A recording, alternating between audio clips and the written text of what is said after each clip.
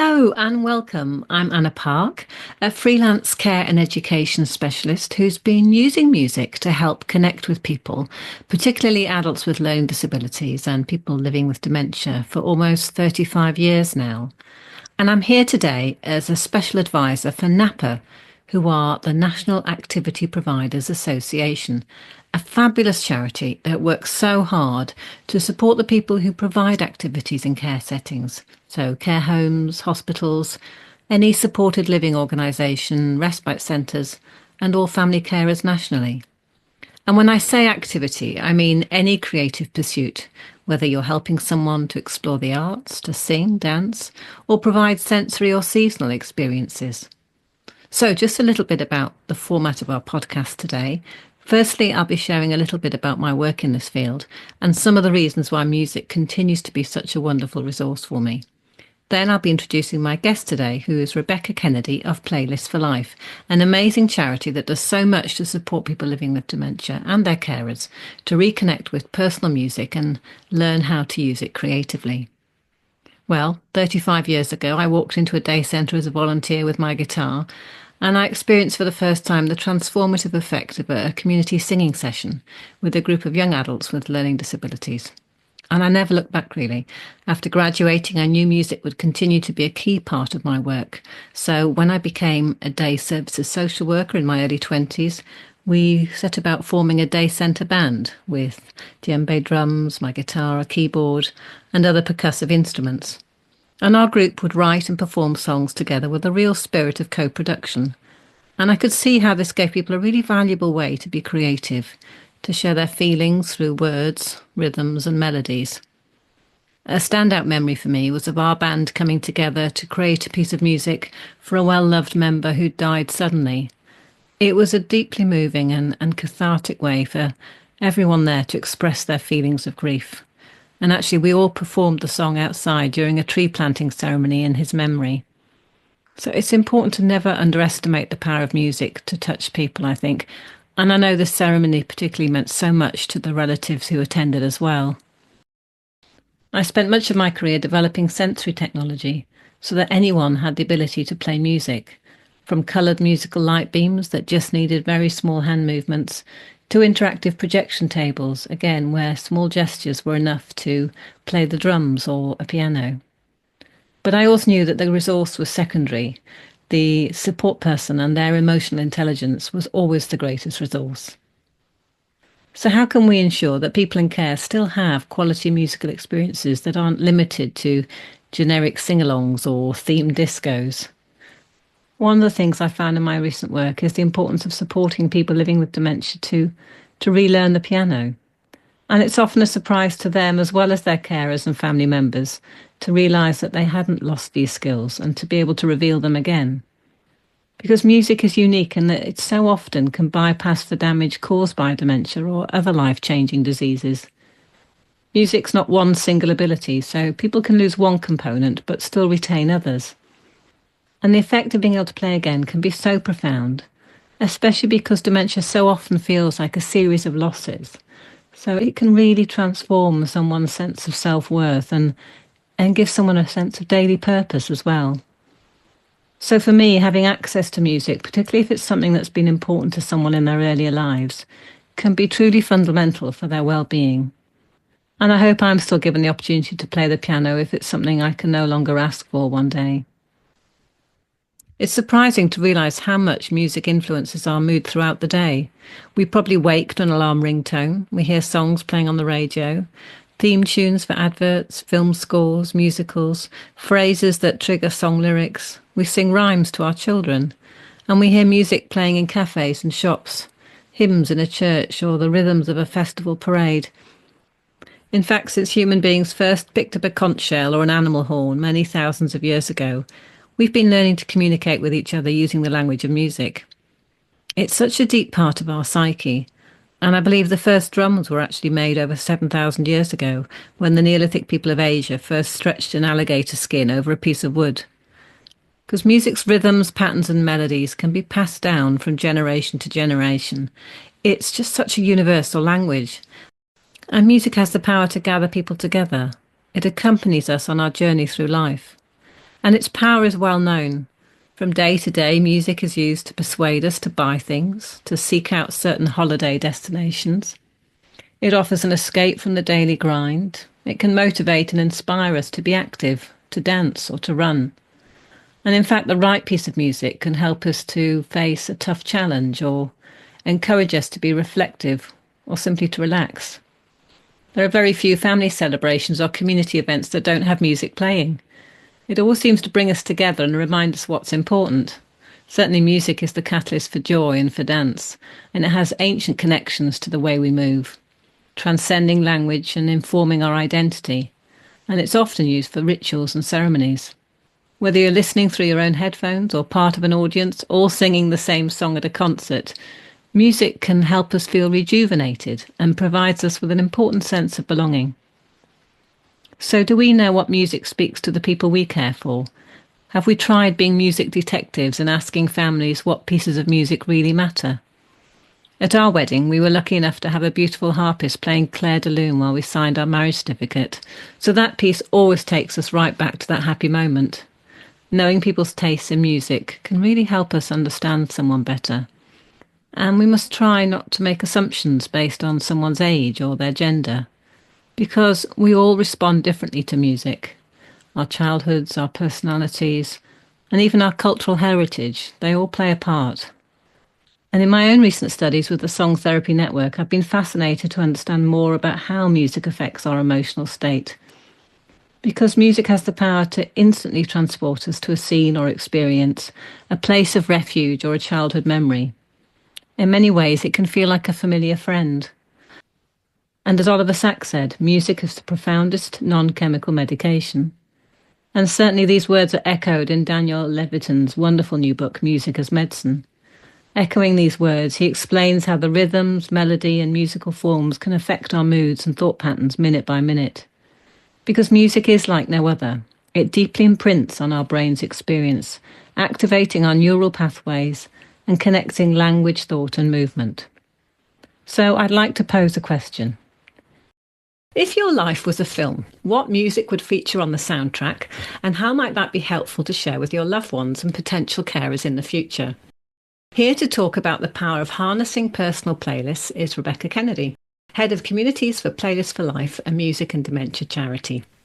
Hello, Rebecca, and thank you for joining me today. Hi, Anna. Lovely to be here.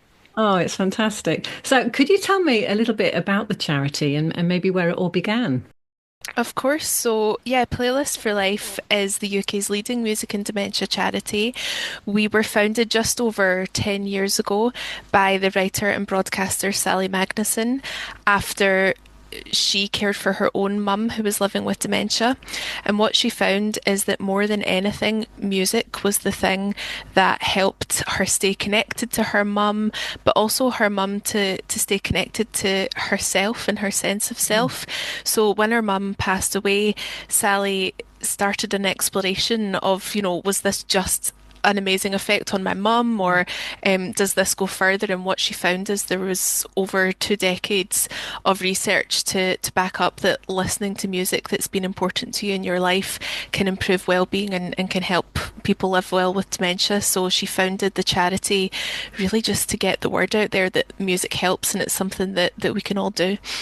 Absolutely. And with 900,000 people now diagnosed potentially with dementia countrywide, it's become more important than ever, hasn't it, that people have access to their personal playlist. Absolutely. There's no readily available cure for dementia at the moment, but music is something that can help, and it's something that we all kind of use, even if we notice it or not. But it's just about using it a bit more, yeah, harnessing it and using it more strategically to actually help well-being. Yeah. And I know you were an activity coordinator yourself in a care home, weren't you? So you've seen firsthand how music can transform people's daily experiences. Is there any stories from that time that, well, examples you can think of when you've seen the transformative effect of music on people you're supporting? Absolutely. I mean, I think music was always a go-to for me because I love music and it's kind of always been part of my life. But I did notice that, it was something every day, whether it was part of an activity or whether it was just kind of small moments of singing a song to someone. It had a huge impact on people. Something we used to use all the time in exercises to kind of motivate groups. And one-on-one, I think, was really where I saw the biggest impact. I can think of one lady who would have real moments of depression and she'd feel so down and it would come on, quite suddenly. But if you sung Sugar Pie Honey Bunch to her, she would smile and it just totally changed her mood. And another lady who, physically was able to walk, but for whatever reason, either didn't realize she could get up or she was very anxious about getting up and moving around, which would usually require then, a couple of members of staff to support her, maybe some equipment. But if you would sing Que Sera Sera, she would smile, she would stand up, and you could kind of dance together, to go to the dining room or to go to the bathroom or, whatever she needed to do. And it took all the anxiety out of that situation for her, but also, for the staff as well. It just made our job so much easier. So yeah, every day it was a kind of a tool I had in my tool belt that I could go to when I needed. It's incredible, isn't it, the way music can help somebody to mobilize. Yeah. We're still learning so much about the way that it works. There's something liberating, isn't there, about hearing something so familiar that it actually changes their mood, removes anxiety, and just changes somebody's moment. It's finding those songs and being a bit of a music detective, isn't it? And understanding how you can use them once you have. So, talking a little bit about being a music detective, I know you've got some fabulous resources to help people build playlists. Can you talk a little bit about the resources that your charity provide? Absolutely. So, we always recommend that if everyone can make a playlist for themselves, that's obviously the ideal situation. But we also recognize that, particularly if you're working in care or if you're supporting with someone who's maybe a bit further along in their dementia journey, it can be difficult to track down that music that's important and that really brings back a memory.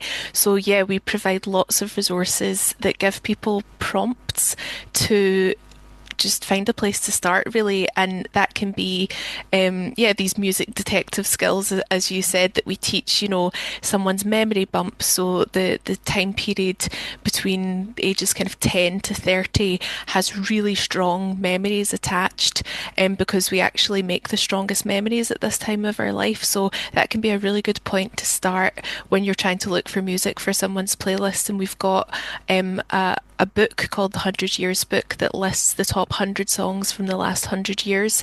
And that's on our website. And what that means is you can kind of flick back, and even if you have a complete, you're born in a completely different time from someone and you have no idea what music was big in the 60s, the 70s, you can find a list and you can play the music to someone and see what sparks something. We also have prompts that dig into identity tracks, so all the music that makes up who someone is, whether that's the hobbies they've had or where they're from. That is a really important part of someone's playlist, is the music that reflects their heritage. And we've actually got resources in 12 different languages, Wow. that help, again, connect. If language is a barrier, it's a way to connect with people. And then also inheritance tracks, the music that's passed down to us. So a lot of our resources focus on things like conversation starting. So we've got resources that actually encourage you to sit down and have a conversation with someone and really bring out what are the shared songs that Yes. we've passed down to each other, and that we share a memory with. So yeah, I'd They're encourage often the anyone to ones. have a look on the website. Yes, they're often the ones we have the strongest memories around, aren't they? The ones that our Definitely. parents or grandparents maybe sang to us or shared with us. I know for me, going on family holidays always started with the tape in the car and Good Vibrations by the Beach Boys, and it was closely followed by Simon and Garfunkel. And I think we only had two tapes tapes in our car, and Bridge Over Troubled Water was one of them, and the other was a Beach Boys compilation. But those tracks always take me immediately back to family holidays, setting off in our Renault 4 to the Yorkshire Dales. So, yeah, it's the way it transports you in an instant, doesn't it? It's very powerful music, to a place, to a person, to a feeling. Yeah, it's incredible. So yes, finding those identity tracks is really key, isn't it, to unlocking someone's individuality. Absolutely. And you've just shared there, such a detailed memory. And it just shows that it's not just about listening to the song, but it's about remembering all the aspects of what was going on when you heard it. So the car, where you were going, the fact that it was on a tape, all these things really bring the memory back to life and really have that transporting effect that you mentioned. Yes, it is. It's ever so powerful. I know I shared with you a playlist by Gail Gregory, who has young onset dementia and has created her own playlist and shared it online. And again, it's the diverse range of tracks that she shares that's so, for me, powerful. That she'd gone from sharing ballet tunes that she learnt to dance to her hard rock White Snake days, and then the Frank Sinatra tracks that her dad had shared with her. It's such a, I think we sometimes limit what we think. If we decide that somebody's into a certain era or a certain type of music, we forget to sort of cast the net wider and think about all the other types of music that might still feature in somebody's soundtrack of their life. Absolutely, yeah. I was reading through Gail's playlist, and I think that really highlighted the importance of, where possible, someone building a playlist or at least starting to build a playlist themselves. Because, as you say, I think there is a tendency sometimes to just assume someone's a certain age, this is where they're from, these must be the songs on their playlist. And actually, when someone gets the opportunity to dig into their own life and to share the music that's been important to them, it's quite incredible some of the things you find out about people that you maybe didn't know. And yeah, Gail really hit all those points of the music detective skills with her playlist. And again, it wasn't just about the song she'd chosen, but everything that it brought back for her as well. It was really brilliant. I'd encourage anyone to go and use that as a template, maybe if you Yes, I want thought it was a to get to work on fantastic your own. example. Yeah, Yeah. definitely. So, for getting someone to start off, what would be your main advice? Yeah, so I think, first of all, it's good to just think of what's the song that brings a smile to your face. What's the song that's your kind of go-to when you're having a bad day, or what's the song that gets you up on the dance floor at a party? Yeah. Start off with those things, and then you can really dig into some of these music detective skills to find out more, because there'll be songs that instantly come to your head when you think about a playlist, or if you're making a playlist for someone that you immediately associate with them. But there'll also be songs that maybe you don't even realize they're on your playlist, that they'll come on and you go, oh my goodness, that really reminds me of this part of my life I'd completely forgotten. So I Mm. definitely say, if you're doing this for someone with dementia or with someone, play tunes that you think might work. Build a long list of songs that you think might work for the person or that you think might work for yourself, and play through them, because yeah, there might be things that you've not thought about for a really long time that suddenly spark a memory. Yeah, and I think if you're a carer as well, it's interviewing family, isn't it, and making Mhm. sure that you get everything out of them that could possibly help. Because I think sometimes they have a wealth of understanding of the person and then don't realise how valuable that can be in for the carer working either in hospital or a care home, to have access to that knowledge makes such a difference, doesn't it? Definitely. We had a funny example once of a care home that we were training, and there was a gentleman that they were struggling to find tunes for. And so they started asking everyone who was coming in to visit, and they said to one gentleman who'd been visiting the guy for a long time, listen, we're trying to make a playlist. Can you think of any music that might have been important? And he said, well, of course, we played in a band together. And suddenly it unlocked this wealth of songs that they wouldn't have found if they just hadn't asked. So yeah, definitely involve as many people as you can in the process. Yeah, that's so true. Yeah, I'm a barn dance caller, so I don't know if, unless anyone knew about that side of me, there would be a whole folk area missing from my playlist. And looking, I've got it in front of me actually. Your sort of playlist prompts, they're so useful because I think there's things on there even I wouldn't have thought to ask, sort of TV themes and show tunes and thinking about person and what music reminds you of that person. I think there's some really helpful prompts on that, and I know it's free to access that resource, isn't it? Yeah, absolutely. You can get those online, and what we do when we train people is not only do we sort of give these resources and encourage people to use them, but it's about how everyone can take an active role in doing that. So it doesn't just have to be the activities coordinator that's using these. It could be, whoever in the home has a good relationship with that person. And I know in the home I worked in, sometimes it was the cleaner who had a really good relationship with someone, or the maintenance person, or the chef. So we really encourage that whole home approach in our training. Yeah, no, that's something NAPA are huge advocates for as well. I think getting everybody involved. And it's a way of building relationships as well. If you can sing a song that means something to somebody, there's an instant rapport, isn't there, that you develop. And the connect, I think connection is something that your charity is hugely focused on, the way that it just links people together.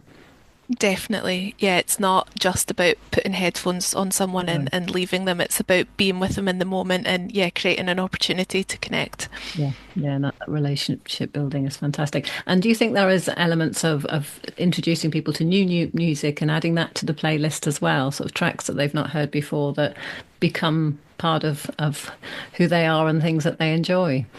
Absolutely, your playlist is never finished really. We make new memories every day, and yeah, definitely it can keep building, and we really encourage that everyone builds a playlist, regardless of whether or not you have a dementia diagnosis. No matter what age you are, it's something you can start now, and then your playlist will grow with you. I know I'm always adding new songs, as I say, because something comes on and you think, goodness, that actually reminds me of something in the past, or oh, this is a really core memory now that's going to be important to me in the future. So yeah. Yeah, no, I think you're right. I've realised my list's getting bigger and bigger as well. I was listening even just to I was at Super Trooper the other day, and it always takes me back to my 10th birthday party when I was given that record, and how I think it was we didn't have parties every year in my day, so it was a real special thing to have a party, and I just remember that track going on and all my friends dancing and just feeling so really really happy. So it can lift you instantly, can't it? Hearing something that brings back one of those happy memories. And I noticed on the bottom of your resource sheet, it does say if there's something that causes upset, or that it's something that to be aware of, you can make a note of that as well, because obviously not all tracks bring back happy memories, but they can still be meaningful ones, and sometimes it can be cathartic to listen to music that's taken you through a difficult time as well, can't it? Absolutely. We encourage beyond just listening to these songs that they're written down so that people can use them to support you. But it's just as important to write down songs that you really don't want played. And yes, as you say, sometimes music comes on and it does make you feel emotional, and maybe there are tears, and that's okay because maybe it's reminding you of someone who's passed away or a sad time in your life, but it's a memory you want to have. Other times, maybe it is bringing back something traumatic, in which case you would absolutely want to make sure that that song isn't played. And I would just, say to people, again, if people can write that down for themselves, that's the ideal. But if you're working with someone, use your judgment of your knowledge of that person, and if it's clearly something that they don't want to hear again, make sure it's written down, whether that's because it's trauma or whether they just hate that song and they really don't want it played to them again. Either way, I make think the sure it's birdie it's song down would there. do that for me. Yeah. Oh, no, that's so true. And it really does help you get to know somebody, doesn't it, when you find the tracks of their years? It's interesting how, and the links that you have with somebody. And so the charity's aims going forward, obviously, it's a big ambition to try and get everybody to create a playlist, but I can see why it's so important that we do. So you have a special day that comes up every year, I know, to promote the charity. You tell me a little bit about that day. Absolutely. So we started a few years ago National Playlist Day, and it is just an annual campaign to raise awareness that everyone can get started on the soundtrack to their life, and it's something that can help. Again, no matter what age you are, no matter if you're living with dementia or not, it's something we can all do it's fun now, but it can be that lifeline for the future. So yeah, that's actually going to be on the 19th of September this year. So yeah, I would encourage everyone to get involved. And last year we saw lots of care homes using it as an opportunity to do some activities based around residents' playlists, whether that was little concerts or whether sort of going one to one and building playlists. Particularly Hallmark Care, who we've trained many of their teams, really took it on board and used it as a bit of an opportunity to do something new within the care. So it was fantastic. Oh, no, that sounds fantastic. Yeah, so encourage people to get involved in that. It sounds like a brilliant day, and it will get the message out there how important it is. I know a friend of mine was saying how he was on the operating table and an important song came on for him that was, it was something he didn't hear very often, but it immediately reassured him. So, the power of music is incredible. And he kind of went into that op feeling reassured that everything would be all right because his favorite piece of music had been played accidentally, actually, just before he went under. So, yeah, those sorts of stories that just remind you how powerful music is, doesn't it? So, Rebecca, the charity does offer training. Can you tell me a little bit more about how people might access that? Absolutely. So we've got a really wide range of training from sort of free webinars for people with lived experience or carers, and those take place quarterly. You can find those on our website. But we also train health and social care professionals to really embed playlists as part of their role. So again, not just seeing music as a kind of fun activity or an add-on, but something that has real therapeutic benefit. And you mentioned that accidental piece of music being played to someone, which is great, but it's really, I guess, about making sure that it's not accidental, that it's Yes. actually quite strategic. Yeah. And yeah, encouraging that whole home approach so that everyone can take an involvement in using music. But really, yeah, we really focus on how to use the right music but at the right time as well. So looking at how you provide care and then thinking about all the different parts of the day where music could come in and help someone. So for Right. some people that might be, that this person finds it really hard to get motivated in the morning. So you could use music there. For other people, it might be reducing anxiety at certain points of the day. And for other people, it might be, yeah, that things like personal care are really difficult or a moment of stress or anxiety. So, being able to identify this is a point where music could help and then actually introducing it. So that's kind of what we look at Right. with people when we train them, and that we do that for individuals and for sort of whole care organizations as well. And it's very tailored to each organization. So we'll come in and kind of look at the care you provide and then really, yeah, come up with a tailored plan of how to embed it into your service and actually how you're going to use music with people as well. That's really important, isn't it? Because I think sometimes we just think, oh, we're going to boost somebody's mood and play something upbeat, and actually, that can be the wrong time to do that. And Mm. if someone's struggling to sleep, then obviously we need to find the tracks that make them feel comfortable and relaxed, and not necessarily be all about changing people's mood into something kind of wanting to dance. And yes, using it at the right time can make such a difference to how their day goes, really, doesn't it? So to find those webinars and the training, just go to your playlistforlife.org.uk, is that right? That's right. We actually have a separate training site as well for Right. health and social care professionals, which is training.playlistforlife.org.uk, but you can find it all through the main website. That's perfect. Brilliant. That training sounds so beneficial for anyone that's working in care or has a loved one with a diagnosis. I do recommend people looking that up and maybe taking part. Fantastic. I know often when we think about playlists for life, we think about what was in the charts and the music that was popular in our, what we talked about, our bump years. But there are other kinds of music, aren't there, that we mustn't ignore? Music, classical music, childhood lullabies. Can you talk a little bit about how we can add those to our playlists and why they're so important for us? Definitely. So, yeah, the charts are a really good place to start, but yeah, we do need to go beyond that and make it really personal to everyone. I think you mentioned lullabies. That can be, it seems odd to think about listening to music from your childhood, when you're an adult, but actually that can be so comforting. And Mm. particularly if someone's dementia means that maybe that's where they're at in their journey, that actually they do feel or remember those times of being a child, actually that can be extremely comforting for people. Music that reminds them of their parents. If people are stressed and maybe wondering where their parents are, playing music that reminds them of that can be really important. And yeah, looking outside the box, I think is key. People often say, "Am I allowed to have classical music on my playlist? Am I allowed to have music that doesn't have words?" Yeah, you can have, whatever. If that's what's been important to you, then that's what you should have on your playlist. I know someone who lived in the care home that I worked in, had been a landscape gardener, so I put lots of bird song and noises of outside on his playlist. That's not music, but it Of was comforting course. to him. And TV themes, film music can be really good for people who maybe don't feel like a music lover. There's lots Yes. of people who just know that music's been important to them and they can reel off, a list of 100 songs, no bother. But some people feel like, well, I wouldn't have a playlist for life because music hasn't really been important to me. But actually, music is all around us all the time. It follows us wherever we go, even if we don't quite notice it. So there will be music that brings back memories, and particular adverts from the TV can be really powerful for just taking you back to a specific Yes. moment.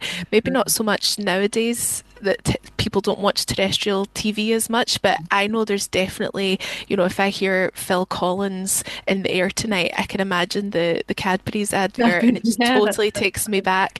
So yeah. that can be a really good starting point to kind of put people back in a particular time of their life, even if it's not a song they love. I always choose my go-to playlist song is Stop by the Spice Girls, Right. um, which probably reminds me of being about 7 years old. So, before my memory bump. Now, that's not a song I'm sitting down on a Friday night with a glass of wine listening to the Spice Girls. But whenever I do hear it, I'm sort of instantly 7 years old. I'm doing the dance just as well. People can't see me because I would do it now. So yeah, it just instantly transports me back. So no, definitely music from every little part of someone's life should be on their playlist. That's so true. Yeah, for me, it's Save Your Kisses for me. So I'm giving my age away. Brotherhood Classic. Band takes me back to being 6 years old and making up a dance routine. But there's a lovely moment in the film. I don't know if you've seen it, Coco, where the lullaby is sung to her. I think there's a grandma that has dementia. It's an animation. It's fantastic. And there's a lovely moment where this song that her father has written keeps being sung to her and it brings her memory alive. So, yes, really, really moving.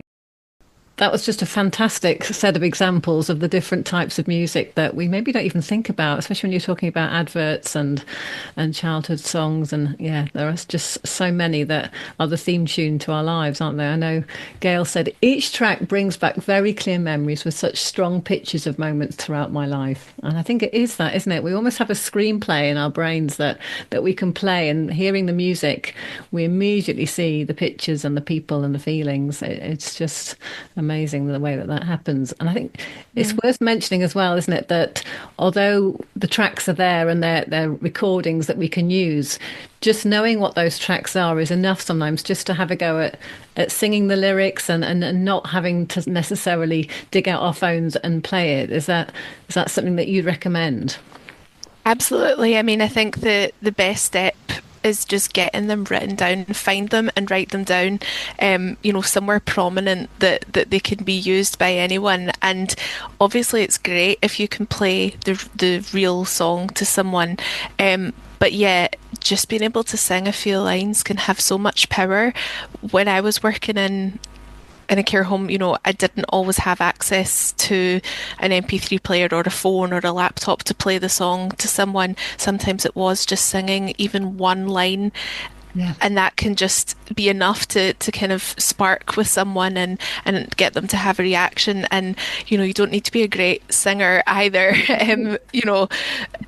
sometimes that can be a conversation starter in itself, Yeah, can't it? if you sing it terribly and someone wants to correct you. But yeah, definitely, I would always say to people, the tech side of things is important, but it's always secondary to just actually finding music that's important people and just trying to use it with whatever you've got in front of Yes. you, and that can just be your own voice.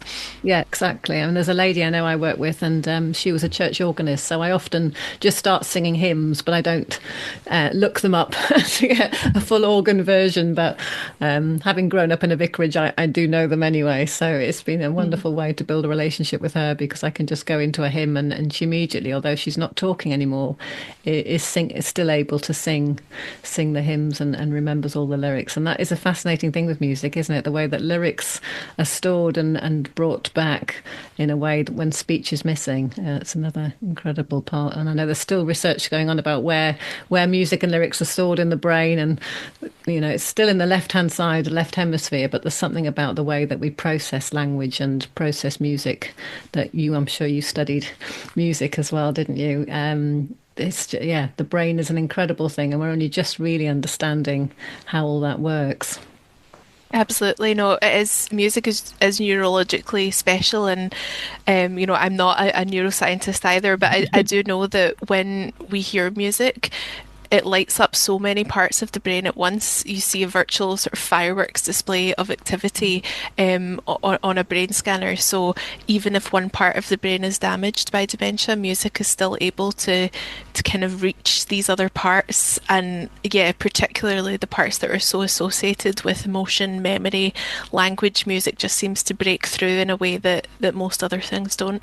That's so true. And I know of a lady who'd had a stroke, and again, speech was difficult for her. But as soon as music came on, she could still sing. And yeah, and again, it's remarkable to hear somebody's speech come back in that way when language becomes a problem. And again, that's another way that music gives gives us a real feeling of connecting to who we are again, and restoring that sense of identity, isn't it? Definitely. And also, we are a dementia charity. We always say that, this could be used for anyone, particularly stroke recovery. If someone's recovering from a brain injury, all the same benefits can apply. The fact that, yeah, it can bring back speech and language. I was listening to a podcast with the music therapist Daniel Levitin, and Oh he yes, was his book, talking Music about, is yeah, Medicine. Yes. how Joni Mitchell had had a stroke at some point in her life and was recovering. And she had actually made up a CD of her favorite songs for Starbucks at one point. It was being sold in Right. Starbucks, but then they actually used that CD as part of her recovery because that was basically her playlist for life. So, Right. yeah, if it's good enough for Joni, it's good enough for all of us. Definitely. And she's on mine as well. She has to be. Same with Carol King, yes. And again, they're the tracks that probably predate us, but they're still part of who we are, aren't they? Mm, Yeah, yeah. yeah. Wonderful stuff. It really is. Well, thank you so much for sharing all those insights today, Rebecca. It's been great to hear about Playlists for Life. It's a wonderful charity with a great mission. Fantastic. Thank you for having me. And good luck on the 19th of September for National Playlist Day. I hope everyone will have a fantastic day and join in with all the activities that are taking place and more importantly, build a playlist. Absolutely.